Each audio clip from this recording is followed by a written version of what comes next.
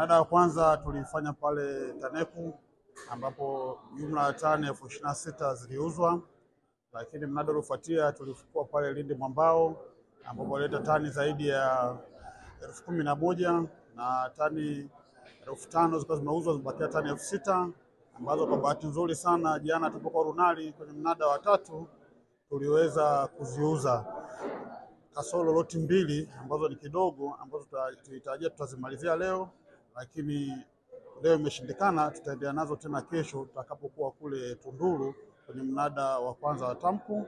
Lakini katika huu mnada wa leo ambao ni wa 4, kama mlivyoona tulikuwa na tani 40,000 na katika tani 40,000 tani zaidi ya 35,000 zimeuzwa, tumebakisha tani 5,000 ambao ukiangalia kiasilimia ni kama 88% ya mzigo wote umeuzwa.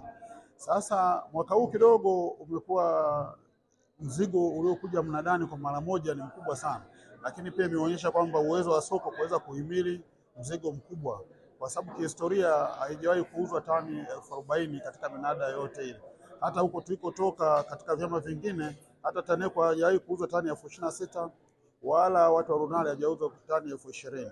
Lakini tunashukuru Mungu mizigo inaenda sokoni kwa sehemu kubwa imenunuliwa, na tunaona baada ya wiki ya kwanza ambao mzigo ulikuwa mkubwa sana ambao kwa sehemu kubwa umetoka, tunategemea hali kuwa nzuri minada inayofuatia, kwa maana utakuwa ule mzigo wa wastani ambao tuna hakika kwamba wanunuzi watoa bei nzuri. Lakini pia tunaelewa kwamba wanunuzi wengi walikuwa wanajivutavuta kuja, lakini sasa hivi tunategemea wataanza kuwasili baada hali kutengamaa na kuweza kushiriki hii minada. Kwa hiyo sisi kwa upande wetu tuna matumaini makubwa sana kwamba hali itakuwa nzuri na wakulima wataweza kupata zile bei zenye ushindani ili waweze kupata mapato kulingana na jasho lao. Ni warai wakulima tuendelee kukusanya korosho zenye bora ili tuzidi kuuza korosho zetu kwenye minada inayofuata. Lakini jambo jingine ambalo nataka niwaambie watu wa ushirika sasa, kwa maana makatibu, tayari kuna korosho zimeuzwa tani 35,000. Imani yangu sasa mtaenda kuchakata malipo kwa wakati.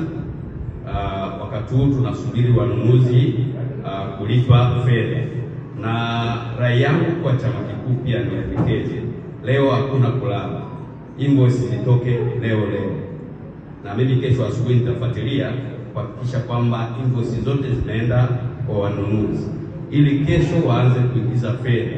Kesho kutwa basi wakulima waweze, wale ambao tayari itakuwa wamepeleka miamala malipo waanze kulipwa. Na hii mpaka kufikia Ijumaa sitaki kuona AMCOS hajapeleka michanganuo ya malipo kwenye vituo vyetu vya malipo.